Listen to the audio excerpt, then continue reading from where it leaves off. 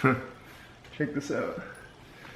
It's me and my brother from, I don't know how old we were, but that's what happens when you have parents who love paraphernalia of your children. Doogie, you wanna come be in here? Come on. Come on. Yeah. Look who it is. Why are you growling at me, huh?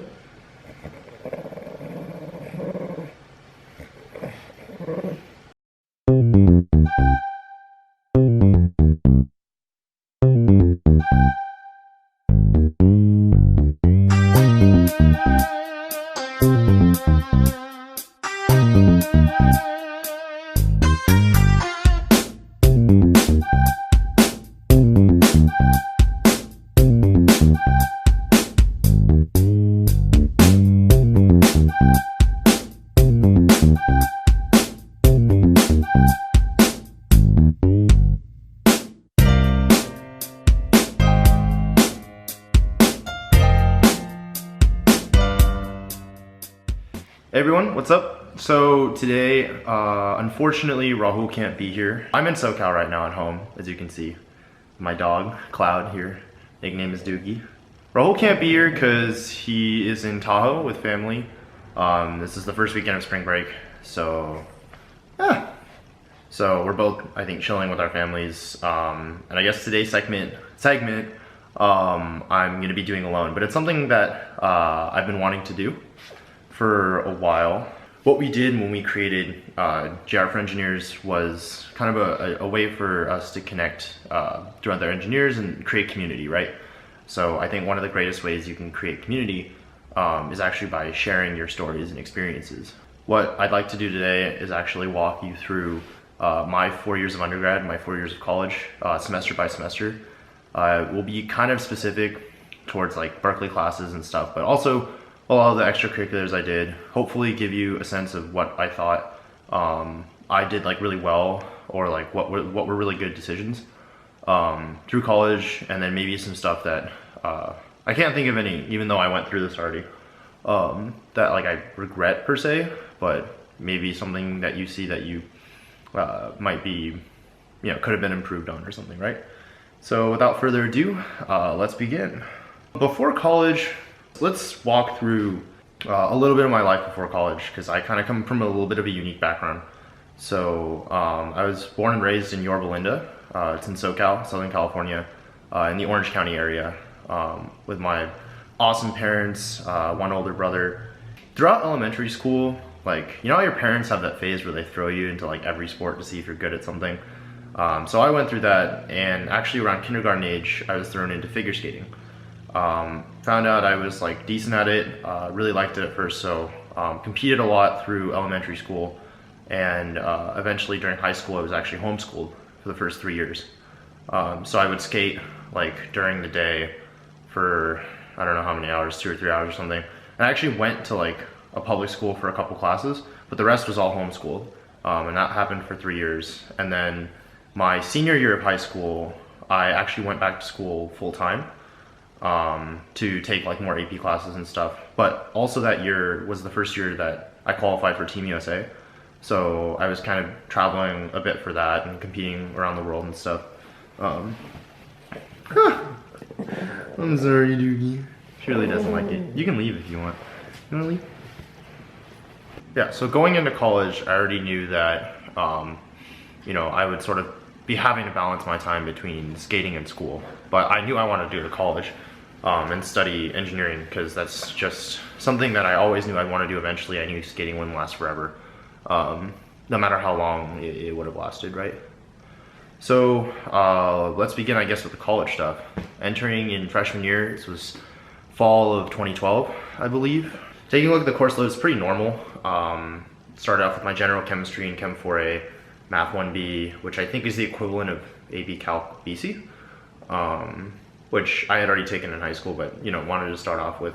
They told you to like take an easy semester, first semester, to get acclimated to college and stuff, and I was still skating at the time, so. CVE 40, which was the intro to chemie class. Fun fact is actually, I was in the first class that they ever tried CVE 40 in. Dr. Siston and I guess Professor Siegelman, who isn't around anymore, taught that class. And so we kind of were the first guinea pig pilot class to try that out. But it was fine. I think it did give a good, like, looking back now, I think it did give a good sense of the type of work you'd be doing, or at least the type of problems you'd be solving in chemie. I have no idea how the class is now, but yeah, glad that they tried it and we had a chance to do that. And then Soch, that was a cool class actually to take, to meet people who were like in non-engineering or non-science classes, and also like about the class itself. You know, we actually worked with a lot of data, which was nice. Different neighborhoods around the Berkeley, Oakland area, like people's backgrounds compared to what their socioeconomic status was, and actually seeing that stuff in real life I think was really cool to kind of open my mind to a lot of the ways that I can connect engineering problems to, I guess, the sociology side. The only other notable commitment I had that semester, like extracurricular wise, I wrote notable commitments because I don't think, extracurricular is one way to put it, but also like, it's just, you know, whenever you want to do something that's not necessarily like purely for your degree academic work, I think it's cool to look at it as like a commitment, because it's something that you choose to do and you take full ownership of, like, you know, wanting to do because it's something that you're committed to doing, whether it be to better yourself or to have fun or whatever. So I was on Team USA that year. Again, I think I missed like 4 weeks of school that semester, just to go compete in different countries and stuff and represent the US.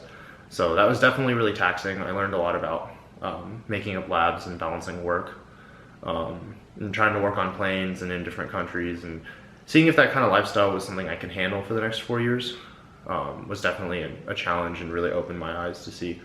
So the next semester, I was like off season because nationals is in like January. So that whole semester I had time to think about it, and was still training.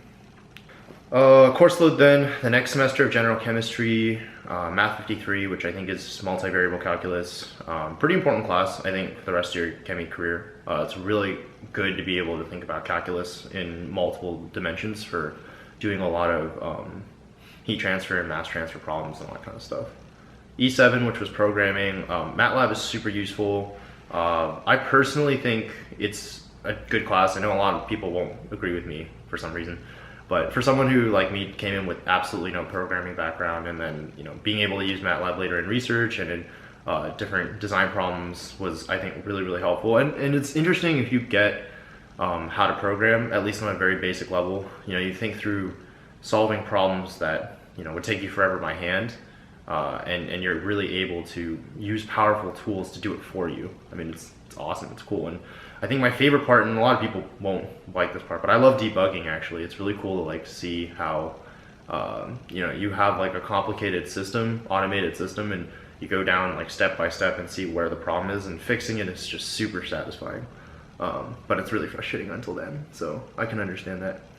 And then physics, oh my god, physics is so hard. I don't know, some of the natural sciences at Berkeley are no joke. They're extremely theoretical. I mean, I feel like I went through semesters of some sciences where I didn't have to use a single number. Like everything was all in terms of variables and equations and stuff. So sometimes I think it gets a little bit intense to try to keep up with that. So I was still training for skating at the time. It was off season, so I didn't miss as much school, but definitely, again, still thinking about, you know, how that would fit into my life. And then you know, I really wanted to get involved in other clubs on campus because I really hadn't been in a club up until then in my freshman year. I ended up going to a few meetings for AICHE, the American Institute of Chemical Engineers, and really liked the people there and the community and just what they did, which is a lot of professional networking stuff. And ended up running for an officer position, and I was chosen for the publicity officer. Let's see, summer freshman year, went to Fullerton Community College. I went back home to SoCal for the whole time and took Math 54. That was a really good decision. If you can take classes at community college and get them over with, like, so much easier than they'll be at Berkeley. And I think they don't count towards your GPA at all if you don't take it at a UC, which is really helpful if you know, like, you're gonna be really bad at that subject or something. So definitely a really good decision. And also it was like a lighter course load for me overall, right? Because I got to take it in the summer when I wasn't doing much. I didn't have a job or anything. Was still training for skating, but then at the end of the summer I actually decided to quit competitive skating. I wanted to be more focused on school and like more focused on clubs, and was really, I think, a little bit disappointed that I didn't get an internship over the summer. So wanted to dedicate more time myself to like resume building and being better at interviewing and all that kind of stuff, so that I could be able to get an internship the next summer. So ended up quitting skating and then moved into the fall of my sophomore year. So this semester we had OChem, second part of physics, which I think was like electromagnetism and stuff, where the first half was like momentum and velocity and stuff. We had the like real intro to chemi, which was CVE 140, and then I started my research in my first lab, or I guess my only lab. But OChem was really hard for me, specifically. It's a lot of memorization, a lot of homework, and a lot of exams. There's just a lot of brute force working.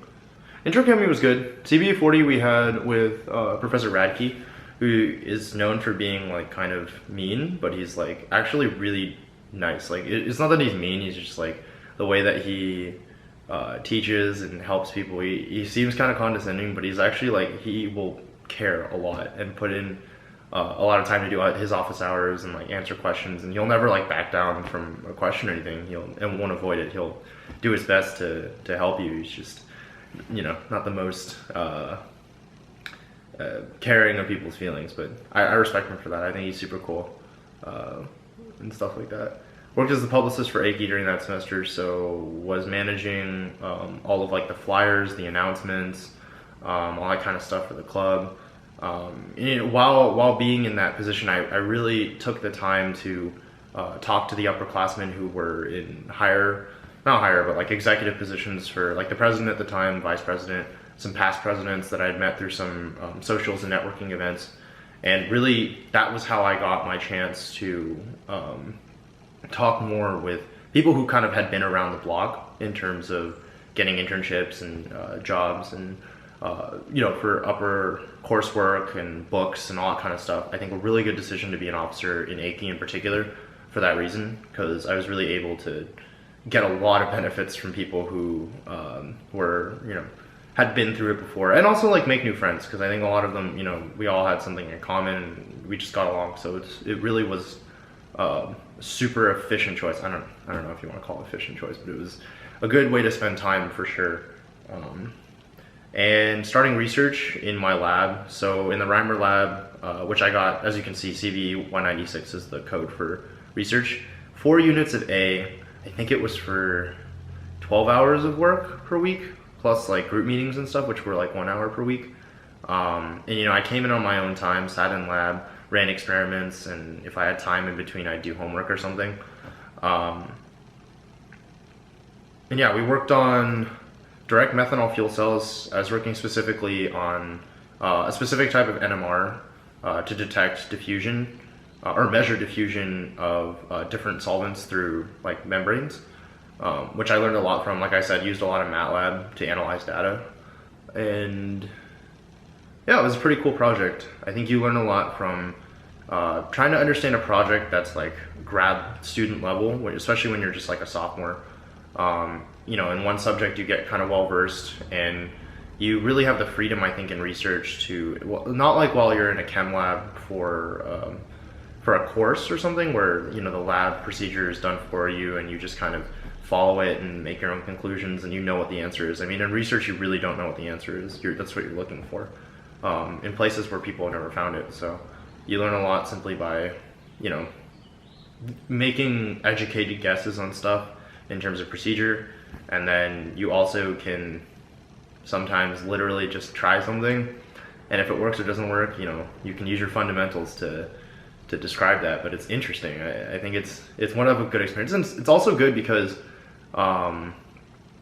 you really get to see, especially when you're studying something like chemie at Berkeley, if grad school is right for you, right?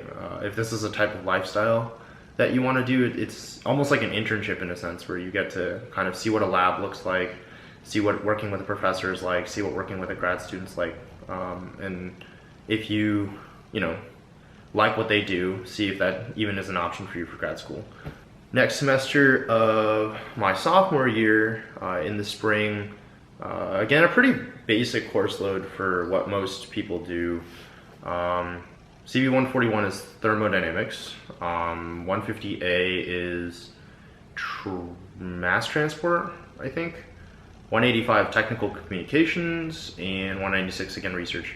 And Socio 121 is actually like entrepreneurship in like social innovations or something. I can't remember the exact title, but we looked a lot at how entrepreneurship was affected by different gender groups and by different socioeconomic statuses and stuff. Again, just really cool to see some social aspects of what, well, I guess not all engineering is entrepreneurship, but like kind of what, we can apply again to the social field. So grateful that, you have to take an upper div humanities course at Berkeley. I'm actually not even 100% if that's true, but that's what I was told, so I did it. And it was fine. It was good, I guess. Thermo is a tough subject to teach, I think, for anyone. So it's just such an abstract concept, I think, for a lot of people. But it does have some practical aspects later. I would say of the core like chemie classes, it's probably the one that is directly like taken from the least. But I think core concepts are still, of heat transfer and energy balances are still taken. 150A, which was transport, was really, really important. I think I used that, I don't want to say the most, but a lot, for sure. And we had a visiting professor from UT Austin come. Was it Bruce Eldridge? I don't know, Professor Eldridge. And he, it was very interesting to see a different perspective from a professor from a different school, because when he came, he taught in a very practical manner. We almost dealt completely with numbers, as opposed to most classes where at Berkeley we deal with like symbols only. So it was kind of cool to see a different type of course, and especially for something like mass transport, where you're sizing pumps and finding fluid flow and resistance and stuff. It was really good to see numbers for that kind of stuff. So I think later on in practical aspects of engineering, where you need to deal with numbers, like real numbers, and tie them to dollar signs and stuff, it's a really good experience and skill to have. Again, continued my research and my publicity stuff. I started coaching at the same time. It was just like a gig on Saturdays that I went to, taught kids from like age 4 through maybe 13. It was fun to give back to the skating community. It's fun to work with little kids. They definitely learn in a lot of different ways than I guess adults do, in the way you treat them and teach them, and they're adorable. So I enjoyed that as well. If you really want more details on how I got this internship, I wrote an article on it on my website that goes into a lot of detail. But I guess the short story is basically I, through a past president of AICHI, who actually liked me a lot because I was going out of my way to network a lot, and I was really interested in PNG in particular at the time, connected me to another alumnus who worked at PNG and was doing interviews. So I sort of got an interview that way, and then from there, actually didn't get the job the first round of interviews, and then applied to a different job in the company in a different state in Missouri, and got really lucky and went out there to interview for a manufacturing job, and then got it. So working in manufacturing is awesome. It's a huge hands-on experience, big machines. I worked with paper, so we were making Charmin tissue paper and Bounty paper towels and some other stuff too. But I worked on that stuff mainly, and got to actually get on the paper machine, which is as big as a football stadium. They're huge paper machines, and work on changing parts, and had some projects with the inventory warehouse and wet lab stuff, and just really got a lot of hands-on experience. But I think for me, it wasn't as big picture as I wanted it to be. It was nice to have technical knowledge and work on that, but I really wanted to see kind of the more whole business side. Every time I tried to connect something really small I would do on the field to something big in the whole grand scheme of business, I didn't get enough information that I wanted. So I knew the next internship I was gonna have, I'd want to go for something more in the corporate role. And I think some people honestly are more fit for doing more hands-on stuff. I mean, you get to go to work in a t-shirt and jeans which is great, but you get really dirty all the time. You have to wake up super early because the shifts in manufacturing are like 12 hour. I think they start 7 to 7. So, you know, coming to work at 7, getting off at 3 p.m. I mean, well, for the interns, I mean, some people stayed later. But, you know, that is just, do you like that as opposed to corporate, which is 9 to 5? It just depends on what you like. And, you know, in corporate, you get to sit and wear nice clothes all the time. And it's more like cushy, but it's, I mean, quote unquote, more boring. I'll talk about that a little bit more later, but it's just, it really depends what floats your boat, right? But it's good to have experience, I think, in those things. During the summer, I was doing some intern events, cooking competitions, intern Olympics, etc. It was fun. P&G is a great company. And working out a lot because I was actually preparing to come back to the skating world for one last season. In the junior year, fall 2014, it looks like. Oh, that's when I started taking Korean. So I really wanted to try and take a language course at Berkeley because I heard, I mean, our linguistics department and the language departments are really highly esteemed. And I just heard a lot of good things about it, and I just wanted to, another thing to get easy A's for grade boosting, I guess. Korean is awesome. The teachers are super sweet. And it's really not that hard of a language. There's only one alphabet, and it's phonetic. So once you learn it, you can read anything. Grammar's not too bad, vocab's not too bad. Culture's amazing to learn if you like K-pop or K-drama or anything. You know, you have a lot of resources to go and watch things and listen to things and learn that way. And it's fun. It's really fun to supplement your learning like that. And the culture and the people and all that kind of stuff. I think it does take a lot of time. Korean, in particular, I don't know about other, I'm sure other language courses as well, but Korean took a lot of time. You meet 1 hour per day, 5 days a week, and then you've got a ton of homework and exams and stuff. I mean, there are little things here and there, but it definitely is a persistent, like, time sink.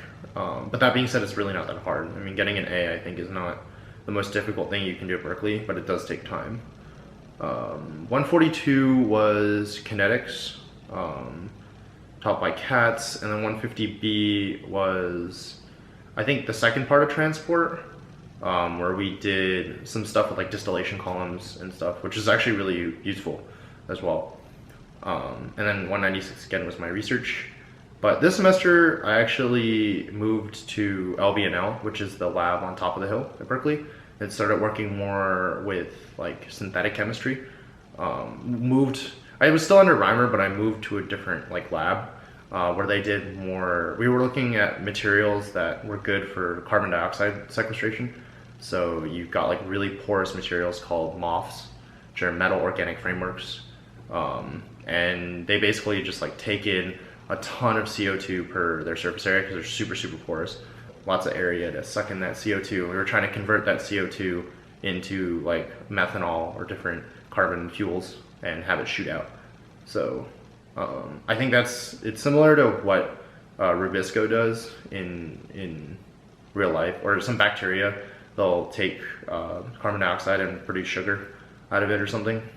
So we were trying to mimic that, which was kind of cool.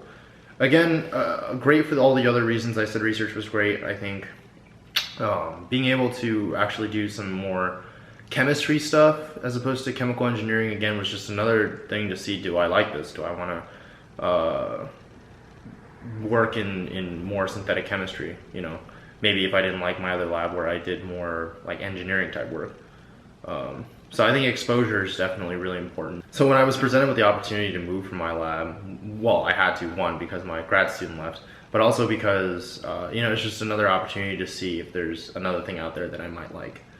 And again, 4 units are free. Well, not free A, but, you know, really, really good, definitely. To more of my club stuff, was definitely like super involved in Aki and really loved it and had a lot of ideas for change for the club. So ended up through a series of events being put into the position of president, which was awesome. Was able to lead, you know, all the general meetings and plan all of our corporate events and work with a lot of different corporate sponsors that we had, and put together, you know, more social events and committees and all that kind of stuff. Maybe I'll do a separate, I don't know if I want to talk about it here because I think it would take too long, but a separate video on what I think the evolution of Aki was. I think actually it'd be really interesting to talk to Rahul because he's the current president. So kind of seeing through my eyes what the last era was like, plus my era, and then he can talk about his era and what he thinks is going to be like the future of Aki. I think that'd be kind of interesting, but to say the least, it was a very big commitment. I loved it because it was just, you know, it felt really good to have ownership over an organization and, you know, treating an officer board, you know, the way that you want to treat them, which is well, and you know, delegate work and all that kind of stuff. Was putting in probably around, I want to say at least 15 to 20 hours a week, because we had some events that were like, you know, 2 hours long, but you had to get there, I think, half an hour before for setup and like half an hour for cleanup. And I went to every single event. I can probably count the number of events I skipped that whole year on like one hand. And we had, yeah, an average of 3 to 4 events per week, and some weeks that had 5. And then in addition to that, I had to do all the planning and like, well, not all of it, but like, you know, was involved in pretty much everything, the planning and officer meetings and all that kind of stuff. But definitely very much worth it. And you get to meet a lot of people that way. Like I said, you know, when you really want to expand your opportunities for jobs in different fields and different industries, different stuff like that, you know, you really just got to go out there and meet people and show them you have something to contribute.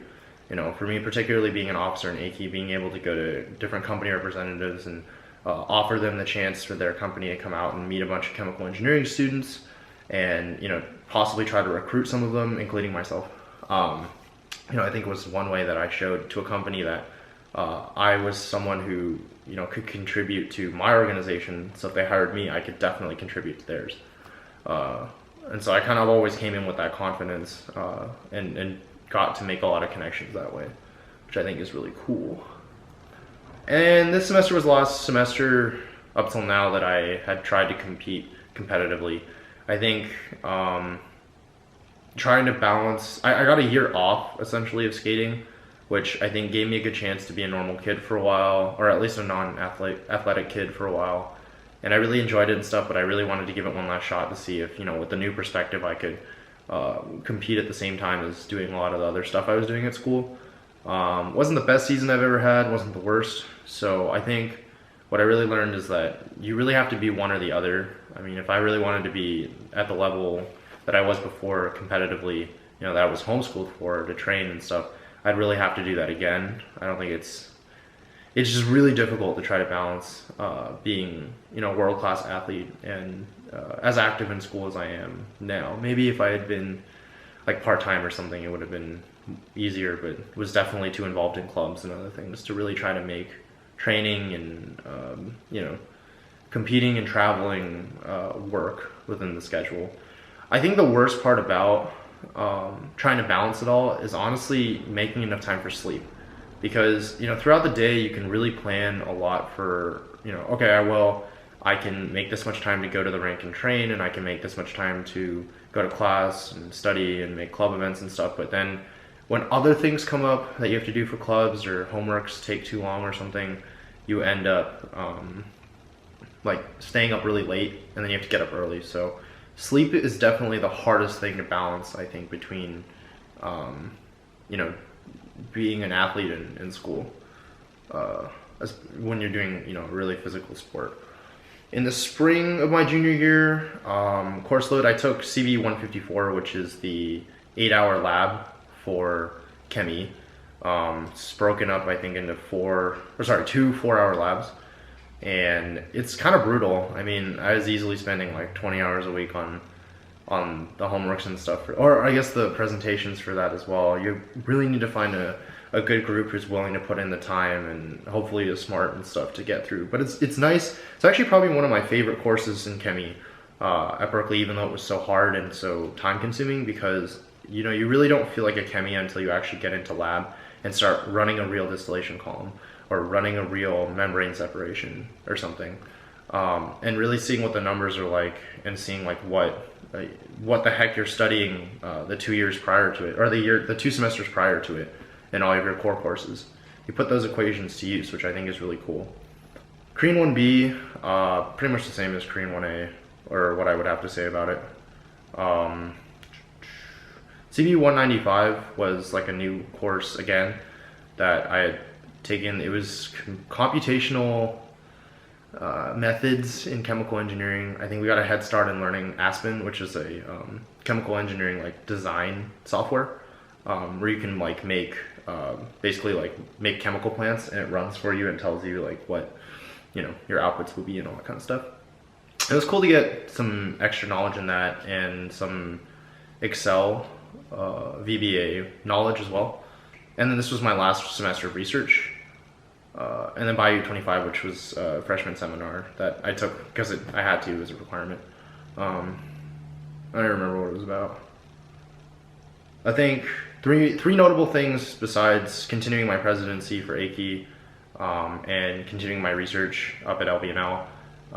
Over the spring break, before this semester, I had actually been talking to a freshman that I knew at the time who was really enthusiastic about this idea I had to start a food science club at Cal. Actually, we started, I think, thinking about like what kinds of food development competitions we could enter, I guess, and we were kind of interested also how we could apply chemie to a less traditional industry.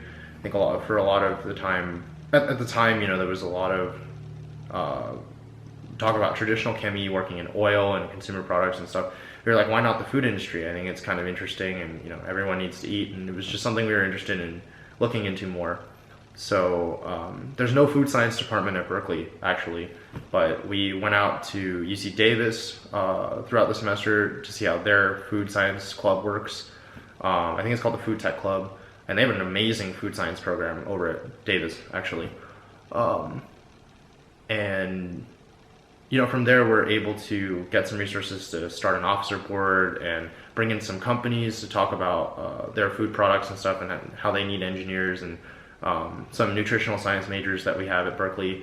And we're just really able to kind of found a club that had an interest that no club had really. We filled a gap at Berkeley, I think, that I guess I don't know to say like needed to be fulfilled per se, but I think there were a lot of people who were interested in the subject and wanted to see how far we could take it. So it was actually a really good learning experience from someone who had run a big club like AICHI, who that has been around for a very long time, to starting a new club where I kind of knew how a club worked on an administrative level and on an organizational level, like how to run meetings and how to run officer boards and stuff, and leaving a lot, I think, of the content and what people wanted to see. And it was a lot of experimentation because it was something that hadn't been done before. We didn't know exactly what everyone wanted. So yeah, it was a really, really cool experience, I think, to start that. And then also being the president of AICHI, we were able to start the biodiesel project as well, which was an initiative.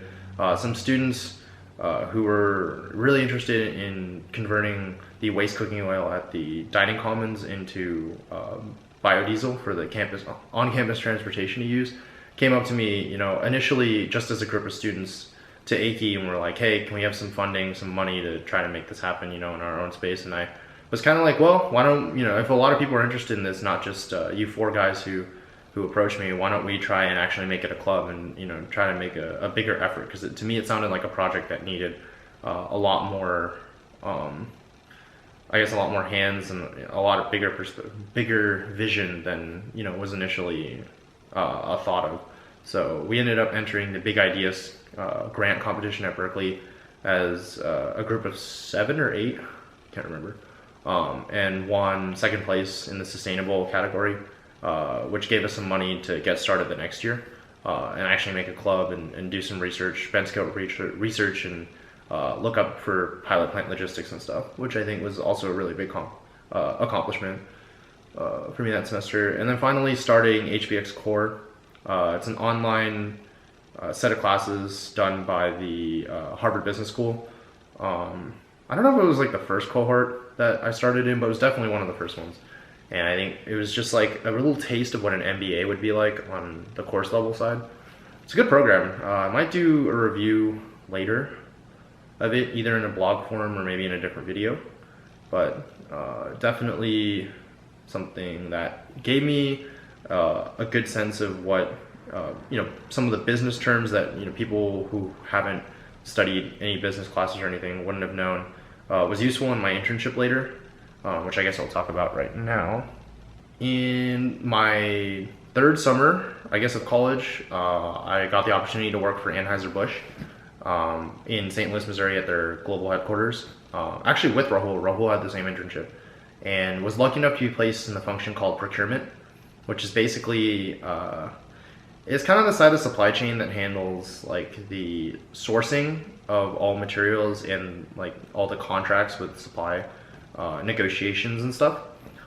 So it was really fun. We get to do like negotiation training. Someone plays the buyer and someone plays the seller, and you try to get better terms for each side. And like, you know, if you like that kind of talk, you know, business is definitely really important. And finishing up HBX Core that summer was definitely really helpful, actually, in understanding, you know, cash flow and payment terms and all that kind of stuff that like you wouldn't know about if you didn't study it, I think. I mean, some of it's intuitive, but not all of it.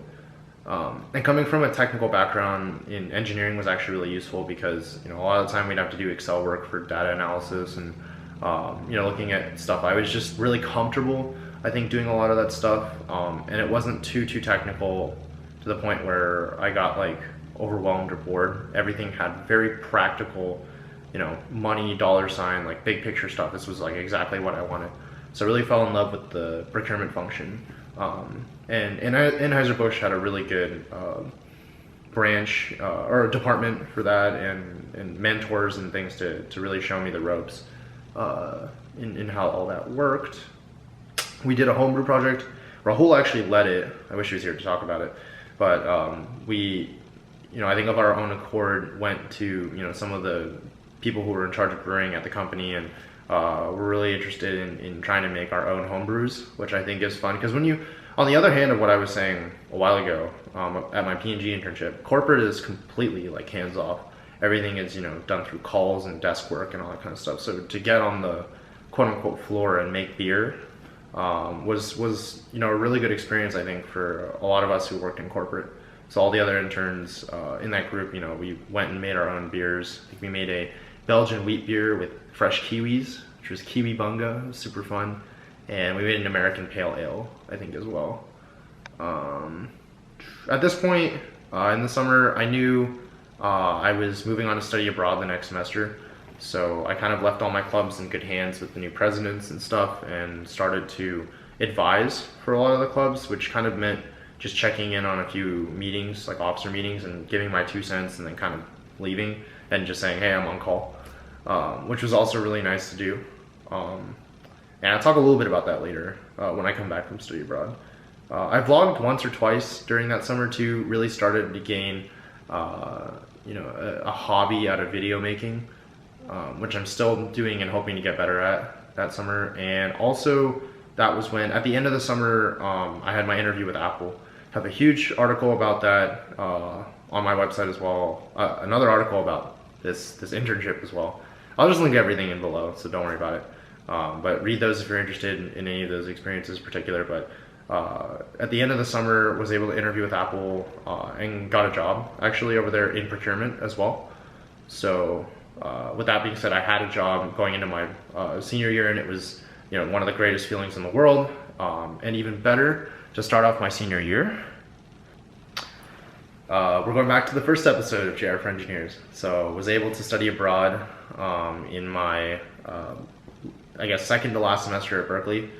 Went to Yonsei University in Korea. If you're more interested in those experiences, another article and the first episode of JRFriendgineers.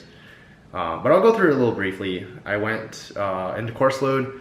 So waste engineering, we actually got to go and visit some like landfills and like a trash manufacturing or trash like processing plant as well in Korea, which was kind of cool.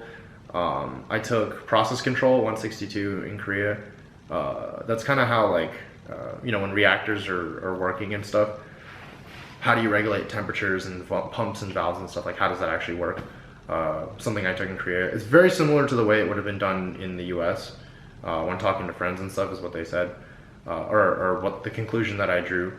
But it's really interesting to see Korean students and like how they study, and they're super book smart and stuff. But you know, And then a food science course, which was really fun. It was a lot of just like memorizing facts, but still kind of interesting. Learned a lot about like alcohol and desserts and like other stuff, and watching Koreans give presentations in English and us giving presentations in English was kind of interesting, but we made it work, so it was fine. And then took Korean in Korea, which being taught all in Korean was kind of intimidating, but it was super fun. Met a lot of international students that way. It was super, super dope. Was in the Glee Club while I was in Korea.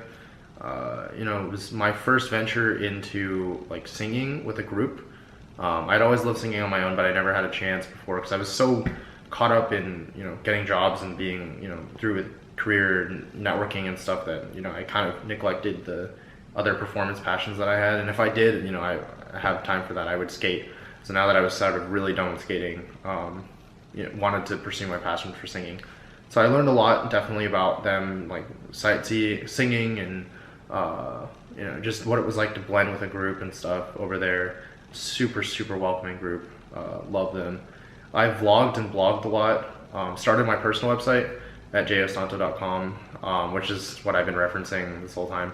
Really wanted a way, I think, you know, for me, being through resume building so much and career building and stuff, it occurred to me that it was really a lot about, you know, being able to express yourself somehow, make yourself stand out, and do it in a very organized way. I think that's what a resume is, and I think that's what a personal website does for you even better, because there's so much room for you to make it, you know, really what you want, and it doesn't have to be all quote-unquote professional, right?